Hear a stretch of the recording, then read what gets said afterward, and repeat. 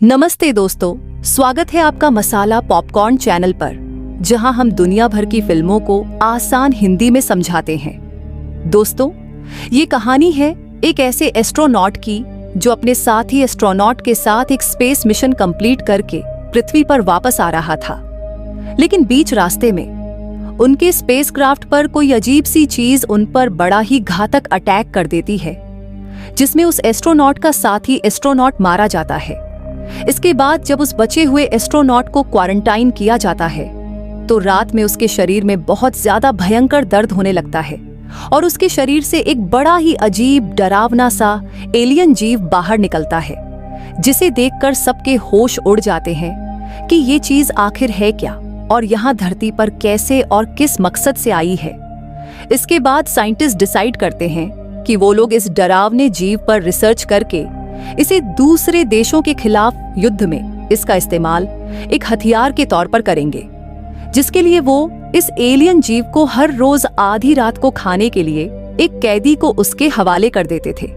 अब यहाँ तक तो सब कुछ सही चल रहा था, लेकिन ये जीव साइंटिस्ट के लिए एक आफत तब बन जाता है जब वो उन्हीं पर अटैक करने लग जाता है।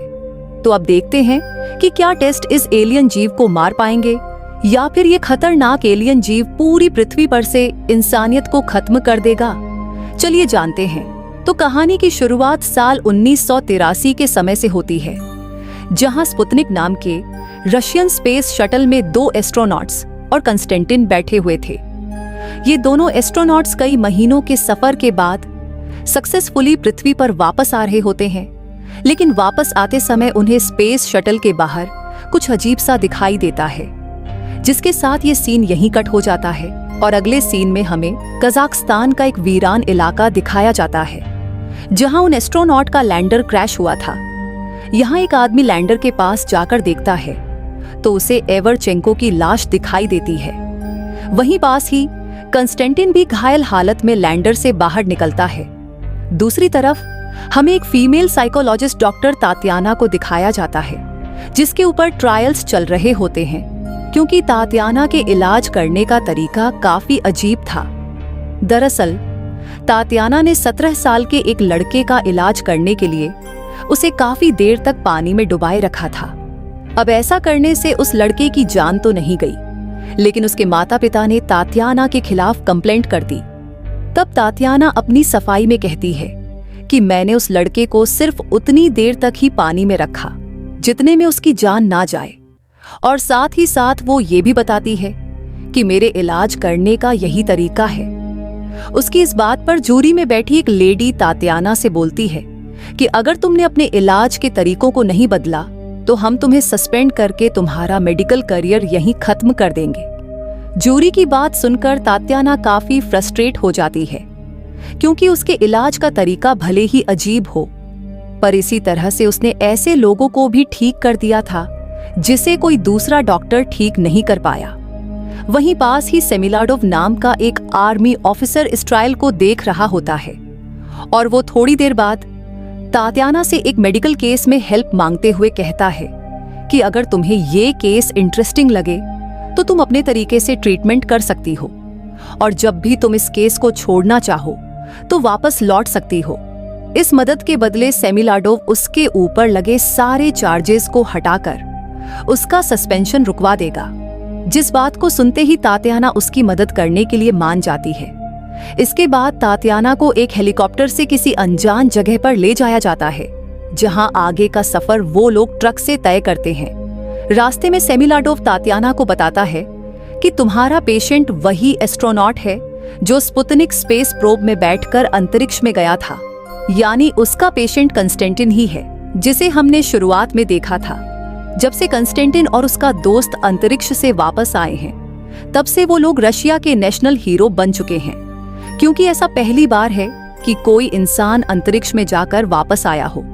लेकिन आर्मी ने अपने देश की जनता से इस बात को छुपा कर रखा था कि उनका एक नेशनल हीरो यानी एवरचेंको मर चुका है, बल्कि उन्होंने हर तरफ ये खबर फैला रखी थी कि स्पेस से वापस आने के कारण दोनों नेशनल हीरोज को पृथ्वी के एटमॉस्फेयर में एडजस्ट करने में थोड़ी प्रॉब्लम हो रही है, इसीलिए उन्हें कुछ हफ्तों तक क्वारंटाइन में रखा गया है।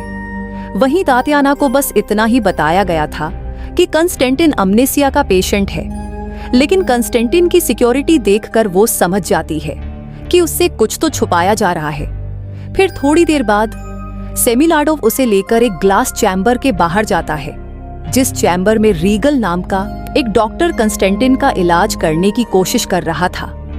ये देखकर तात्याना गर्म कॉफी का एक कप लेकर कंस्टेंटिन के चैम्बर में जाती है, जहां हम देख पाते हैं कि उसने कॉफी के कप को हैंडल से पकड़ रखा है। लेकिन कंस्टेंटिन उस गर्म कॉफी के उबलते हुए कप को बिना किसी तकलीफ के पी लेता है। यहाँ तात्याना उससे बहुत अच्छे से बात करती है। फिर ग्लास चैम्बर से बाहर निकल के सेमिलाडोव से बताती है कि इस हादसे की वजह से कंस्टेंटिन के दिमाग पर बुरा असर हुआ है, जिससे उसने डिप्रेशन में आकर अपनी सेंसिटिविटी खो दी है। ये बताकर तात्याना सेमिलाडोव से कहती है, मुझे इस केस में ऐसा कुछ भी नहीं दिखता जिसे दूसरा कोई डॉक्टर ठीक नहीं कर सकता, इसलिए मैं वापस जाना चाहती हूँ। इस पर सेमिलाडोव बताता है कि अगला हेलीकॉप्टर दूसरे दिन यहाँ से जाएगा, तब तक तुम अपने कमरे में जाकर सो जाओ। आगे तात्याना जब अपने कमरे में बैठी हुई थी तो रात के समय सेमिलाडोव वहां आकर उसे अपने साथ चलने को कहता है और वो दोनों बिना समय गंवाए ऑब्जर्वेशन चैम्बर में आते हैं, जहां कंस्टेंटिन को बुलेट प्रूफ ग्लास चैम्बर के अंदर बने एक और कमरे में रखा गया था। ये देखकर तात्याना को कुछ समझ नहीं आता कि आखिर कंस्टेंटिन को उसके कमरे में कैद क्यों किया गया है। अब इससे पहले कि वह सेमिलाडोव से कुछ पूछ पाती, तभी उसकी नजर मॉनिटर पर पड़ती है, जिसमें कंस्टेंटिन दिख रहा था। देखते ही देखते उसके हाथ पैर अकड़ने लगते हैं और वो अचानक से अपने बिस्तर के नीचे गिरकर खून की उल्टी कर देता है। खून की उल्टी के साथ ही उसके मुंह से एक अजीब सा जीव बाहर निकलता है, जिसके बाहर आते ही वो बेहोश हो गया था। पर वो जीव धीरे धीरे बड़ा होने लगता है, जिसे मॉनिटर में देखकर तात्याना के होश उड़ जाते हैं। तब सेमिलाडोव के कहने पर तात्याना उस अजीब से जीव को देखने के लिए कंस्टेंटिन के कमरे के बाहर जाती है, जहां वो जीव उस पर हमला कर देता है। लेकिन बुलेट प्रूफ ग्लास की वजह से वो जीव तात्याना को नुकसान नहीं पहुंचा पाता, जिसके बाद सेमिलाडोव तात्याना से बताता है कि ये जीव स्पेस से कंस्टेंटिन के साथ आया है और वो उसके शरीर के अंदर ही रहता है। इसी वजह से हमने एक नेशनल हीरो को इस तरह कैद करके रखा है, क्योंकि उसके अंदर एक एलियन जीव मौजूद है, जिसे अलग करने का काम तुम्हारा है। यहाँ तात्याना भी इस चैलेंज को एक्सेप्ट करके सेमिलाडोव से कंस्टेंटिन के लैंडिंग के बाद से अब तक की सारी रिपोर्ट्स और फोटोज मांगती है, ताकि वो इस जीव के बिहेवियर को अच्छे से समझ सके। रिपोर्ट्स पढ़कर उसे ये पता चलता है कि ये एलियन जीव किसी पैरासाइट की तरह है, जो ज्यादातर समय कंस्टेंटिन के पेट में ही रहता है। जब वो पेट में रहता है तो उसकी लंबाई लगभग 30 सेंटीमीटर होती है, लेकिन कंस्टेंटिन के शरीर से बाहर निकलते ही उसे ऑक्सीजन मिलती है, जिससे उसकी लंबाई आधा मीटर हो जाती है। वो एलियन जीव कंस्टेंटिन के शरीर से बाहर निकलने के लिए एक टॉक्सिन रिलीज करता है, जिससे कंस्टेंटिन के शरीर की मसल्स लूज होकर फैल जाती है, ताकि वो एलियन जीव आसानी से बाहर निकल सके। ये जीव हर रात 2:40 से लेकर 3:10 के बीच उसके शरीर से बाहर निकलता है और कुछ समय बाहर रहने के बाद वो वापस कंस्टेंटिन के शरीर में चला जाता है। इस पूरे समय तक कंस्टेंटिन बेहोश ही रहता है और उसे ये तक नहीं पता कि उसके अंदर कोई एलियन जीव रहता है। तात्याना को रिपोर्ट पढ़कर यह भी पता चलता है कि रीगल ने एक बार उस एलियन जीव को कंस्टेंटिन के शरीर से अलग करने की कोशिश की थी, लेकिन एलियन जीव से अलग होते ही कंस्टेंटिन की हालत खराब होने लगी थी। पर वो जीव जैसे ही कंस्टेंटिन के शरीर में वापस गया तो कंस्टेंटिन दोबारा ठीक हो गया। यानी कहीं ना कहीं उस एलियन जीव ने ही कंस्टेंटिन को अब तक बचा रखा है, वरना लैंडर के क्रैश करने के बावजूद भी उसका जिंदा रह पाना नामुमकिन था। वहीं ये जीव कंस्टेंटिन के खाए हुए खाने को खाकर जिंदा रहता है, लेकिन तात्याना को ये जानना था कि वो एग्जैक्टली क्या खाता है। उसे इन फाइल्स में कंस्टेंटिन के पास्ट की भी जानकारी मिलती है, जिससे उसे ये पता चलता है कि कंस्टेंटिन का 7 साल का एक नाजायज बेटा है, क्योंकि कंस्टेंटिन ने उसकी मां से शादी नहीं की थी और उसकी मां के मरने के बाद उस बच्चे को ऑर्फनेज में रख दिया गया। फिर अगले दिन तात्याना इंटेरोगेशन के दौरान पहले तो कंस्टेंटिन से उसका फेवरेट सॉन्ग पूछती है, लेकिन बाद में वो उससे कहती है कि तुम एक बुरे पिता हो जिसने अपने बेटे को ऑर्फनेज में सड़ने के लिए छोड़ दिया, जो सुनकर कंस्टेंटिन को काफी बुरा लगता है। जबकि तात्याना की बातों से हम समझ पाते हैं कि उसने जानबूझकर कंस्टेंटिन को गुस्सा दिलाया ताकि गुस्से के कारण उसके व्यवहार में कुछ बदलाव आए। वो तुरंत ही रीगल से कंस्टेंटिन का ब्लड टेस्ट करने को कहती है ताकि उसे ये पता चल सके कि आखिर वो एलियन जीव एग्जैक्टली क्या खाता है। यहाँ तात्याना सजेस्ट करती है कि वो कंस्टेंटिन को ग्लास चैम्बर से निकालकर किसी दूसरे कमरे में शिफ्ट कर दे ताकि कंस्टेंटिन को ऐसा ना लगे कि उसे कैद करके रखा गया है। इस पर कंस्टेंटिन को ग्लास चैम्बर से निकालकर एक नॉर्मल कमरे में शिफ्ट करवा देता है और इस कमरे में एक टीवी भी रखी हुई थी। इसी बीच उसके कमरे में तात्याना आती है, क्नॉइस, जिसे कंस्टेंटिन बताता है कि स्पेस में जाने से 1 हफ्ते पहले ही मुझे अपने बेटे और उसकी मां के बारे में पता चला था, इसलिए मैंने ये सोचा कि वापस आने के बाद मैं उसे ऑर्फनेज से वापस ले आऊंगा। लेकिन वापस आने के बाद से मैं यहीं पर फंसा हुआ हूं।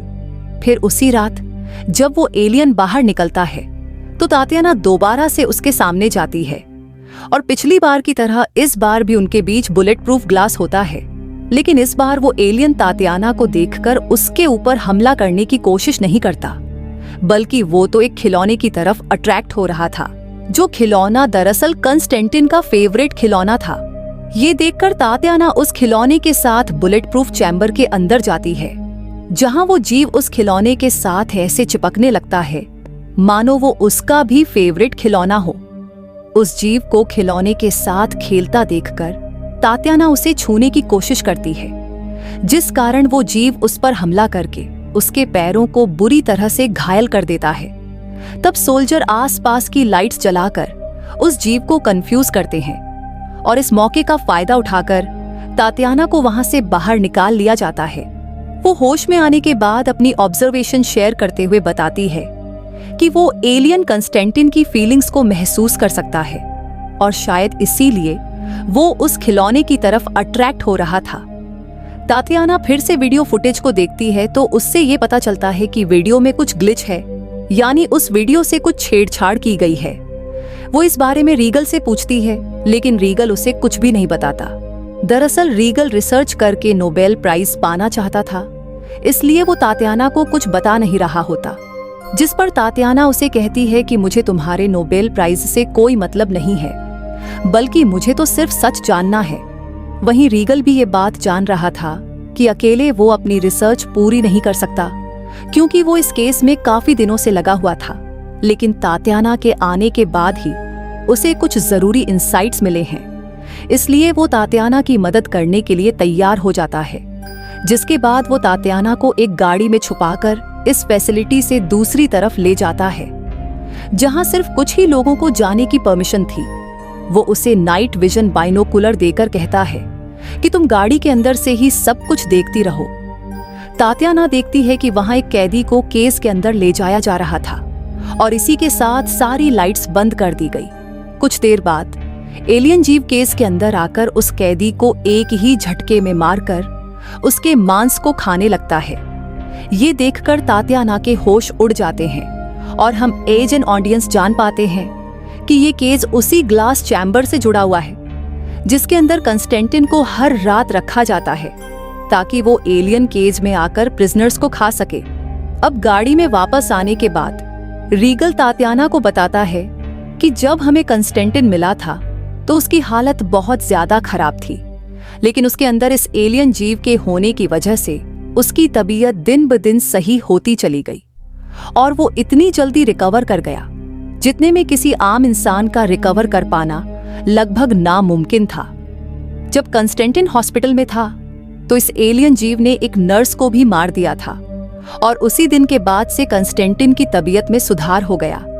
इसके बाद उस जीव को मछली से लेकर सूअर तक सब कुछ खाने को दिया गया, मगर ऐसा करने से कंस्टेंटिन की तबीयत फिर से खराब होने लगी। आखिर में सेमिलाटोव ने उस जीव को एक प्रिजनर ऑफर किया जिसे खाने के बाद जब वो जीव कंस्टेंटिन के अंदर गया तो कंस्टेंटिन की तबीयत वापस से सही हो गई। लेकिन वो जीव प्रिजनर को मारने से पहले उन्हें काफी ज्यादा डराता है, क्योंकि डरते समय इंसानों के अंदर कोर्टिसोल नाम के हार्मोन का लेवल बहुत ज्यादा बढ़ जाता है और शायद ये जीव कोर्टिसोल के ऊपर ही फीड करता है। फिर अगली सुबह तात्याना कंस्टेंटिन को सारी सच्चाई बताती है कि उसके अंदर एक एलियन जीव रहता है जिसने बहुत से लोगों को मार दिया है। ये सुनकर कंस्टेंटिन तात्याना से कहता है कि तुम मुझे रात में मिलो। रात में कंस्टेंटिन अपने कमरे के बाहर मौजूद एक रिसेप्शनिस्ट लड़की को बेहोश करके टीवी के अंदर लगे एक मैग्नेट को निकाल लेता है। वो उस मैग्नेट की मदद से सीसीटीवी कैमरों को ऑल्टर करके तात्याना के साथ उस कमरे में जाता है जहां उसके दोस्त की लाश रखी हुई थी। यहां कंस्टेंटिन रिवील करता है कि उसे इस एलियन के बारे में पहले से ही पता है, यहां तक कि उसे वो सारी चीजें महसूस और दिखाई देती हैं जो वो एलियन करता है। यानी वो एलियन जो भी महसूस करता है वो सारी चीजें कंस्टेंटिन को भी महसूस होती हैं और उसे अच्छे से पता है कि हर रात ये एलियन प्रिजनर्स को मार के उनका मांस खाता है। लेकिन इतना सब जानने के बावजूद भी कंस्टेंटिन अनजान बना हुआ है, क्योंकि अगर सेमिलाडोव को ये बात पता चल गई तो वो कंस्टेंटिन को इस फैसिलिटी से कभी नहीं जाने देगा। दरअसल कुछ ही दिनों में यहाँ एक इंस्पेक्शन टीम आने वाली है, जिनके आने तक कंस्टेंटिन को अपना नाटक जारी रखना होगा। इंस्पेक्शन टीम से क्लियरेंस मिलते ही कंस्टेंटिन को छोड़ दिया जाएगा, और ऐसा तभी पॉसिबल है जब कंस्टेंटिन इन बातों से अनजान बना रहे। वो तात्याना से रिक्वेस्ट करता है कि तुम सेमिलाडोव को मत बताना कि मैं और वो एलियन सेम फीलिंग शेयर करते हैं, क्योंकि सेमिलाडोव को इस बात का पता चल गया तो वो मुझे बाहर नहीं जाने देगा।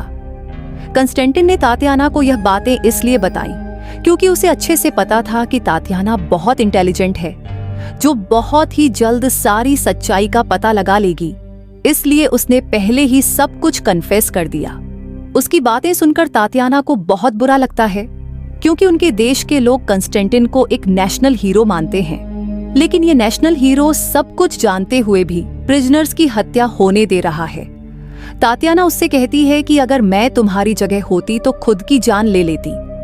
ऐसा कहकर वो यहाँ से जा रही होती है कि तभी एक सोल्जर उसे गिरफ्तार कर लेता है, क्योंकि वो एक रेस्ट्रिक्टेड एरिया में घूम रही थी।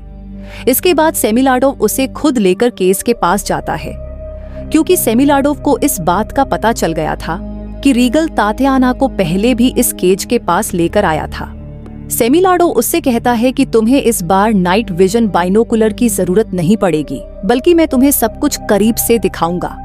फिर हम तात्याना और सेमिलाडोव को केस के पास देखते हैं, जहां इस बार एक नहीं बल्कि 2 प्रिजनर्स को लाया गया था, और हर बार की तरह इस बार भी वो एलियन केज में आकर उन प्रिजनर्स को मारने ही वाला था कि तभी तात्याना तेजी से केस को खोलकर उस जीव के सामने चली जाती है। लेकिन वो उस पर हमला नहीं करता, क्योंकि कंस्टेंटिन और ये एलियन सेम फीलिंग शेयर किया करते थे, जिस कारण ये एलियन तात्याना को नुकसान नहीं पहुंचाता। तभी तात्याना कंस्टेंटिन का फेवरेट गाना गाने लगती है, जिससे वो एलियन बिल्कुल शांत पड़ जाता है, जबकि दूसरी तरफ कंस्टेंटिन आपस में होश में आने लगता है, जो देखकर हम समझ पाते हैं कि कंस्टेंटिन कुछ हद तक उस एलियन को कंट्रोल कर सकता है। इसी बीच एक प्रिजनर वहां से भागने की कोशिश करता है, जिस पर वो एलियन एक झटके में ही उस प्रिजनर का सिर धड़ से अलग करके उसे मार देता है।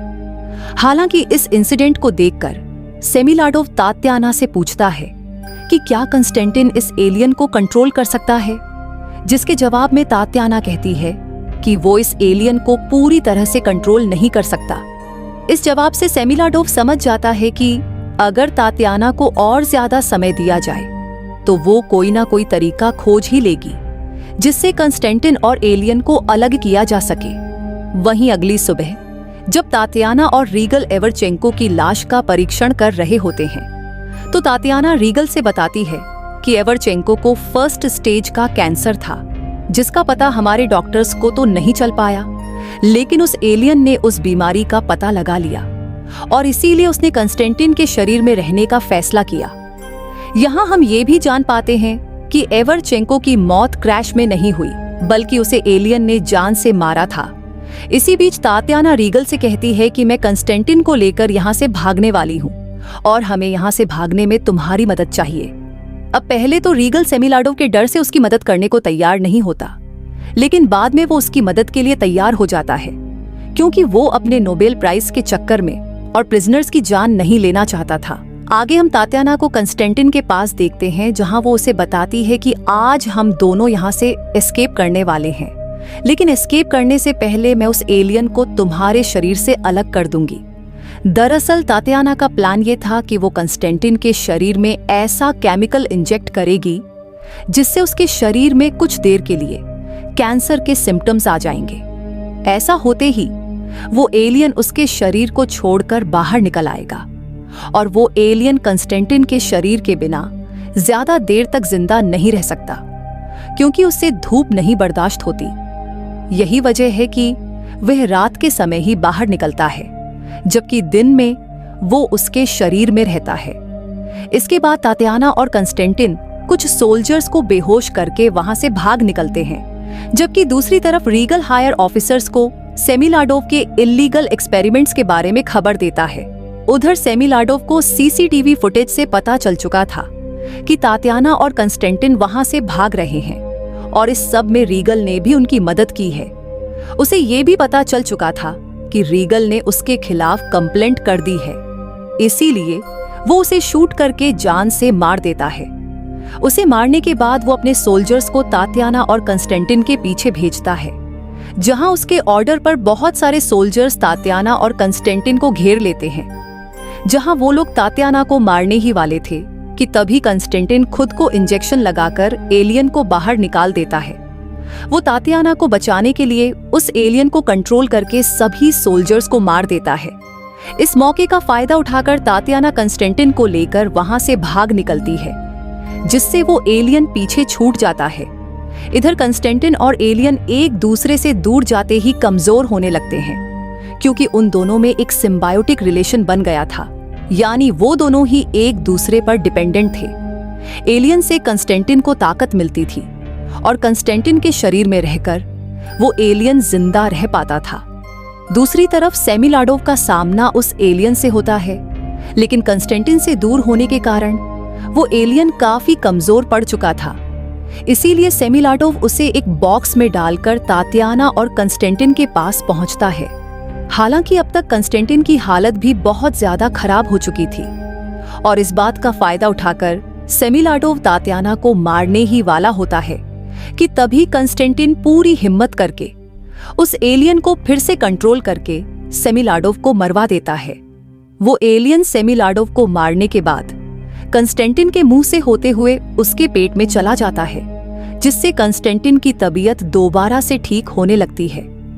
लेकिन इतना खून खराबा देखने की वजह से कंस्टेंटिन को बहुत बुरा लगता है, इसलिए वो खुद को शूट करके मार लेता है ताकि उसके साथ एलियन भी मारा जाए। इसके बाद कहानी के लास्ट सीन में दिखाया जाता है कि तात्याना कंस्टेंटिन के बेटे को ऑर्फनेज में जाकर अडॉप्ट कर लेती है। इसी के साथ ये बेहतरीन मूवी यहीं पर खत्म हो जाती है। दोस्तों, हमारे चैनल को सब्सक्राइब करने के लिए दिल से शुक्रिया।